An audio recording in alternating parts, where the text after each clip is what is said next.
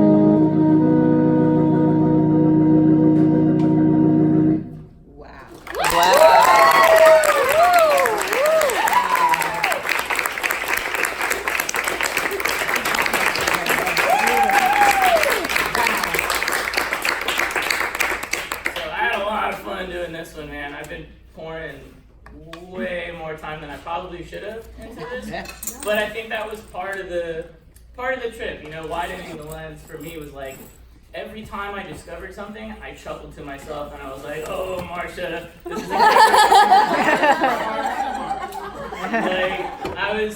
I spent a lot of time transcribing because I couldn't find a person, and Tracy tried to help me out, and I was thankful for it, but they never responded, and that's cool. I did get some stuff from Marsha turned me on to somebody who was collecting lullabies, Ethiopian lullabies. So the bass line you actually heard was inspired by one of the lullabies, because I was playing through them and I was like, okay, this is really simple. This is almost like a bass line. So what I did is I took the bass line, I put it into the appropriate mode, because it was there. That mode was in Bati major, which is one of those scales that you saw, and I transposed it to T Zeta minor. and I also metrically modulated it into 6/8 because it was originally 4/4. So I was just sitting around messing around with how I could turn it into a bass line.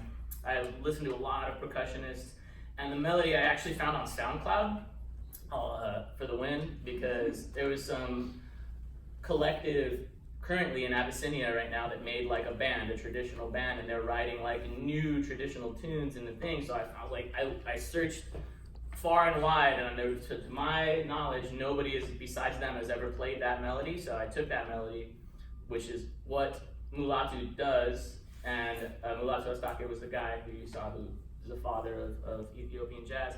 And then figured out those harmonies, and the harmony was a whole nother thing, because in my studying I thought I'd always heard like parallel fourths, and then when I finally plugged it into finale, I dropped down parallel fourths, and like it just didn't sound right. I was like, oh man, this sounds too pretty, too clean, too renaissance-y. And then I was sitting there and for days I was trying to figure out, just moving notes around, trying to make it sound more Ethiopian. It's like, this sounds dumb. And then finally it like occurred to me that I should probably transcribe the harmonized melodies and not just the melodies, because I have like papers and papers of melodies.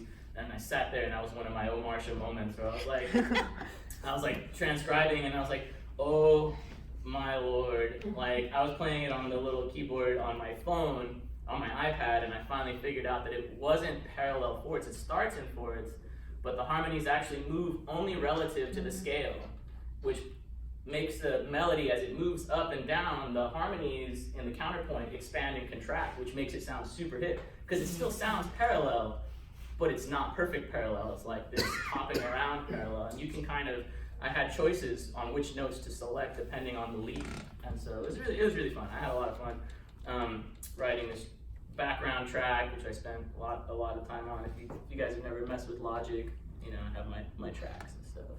It's just a bunch of different stuff that I had fun doing. So yeah. Any questions?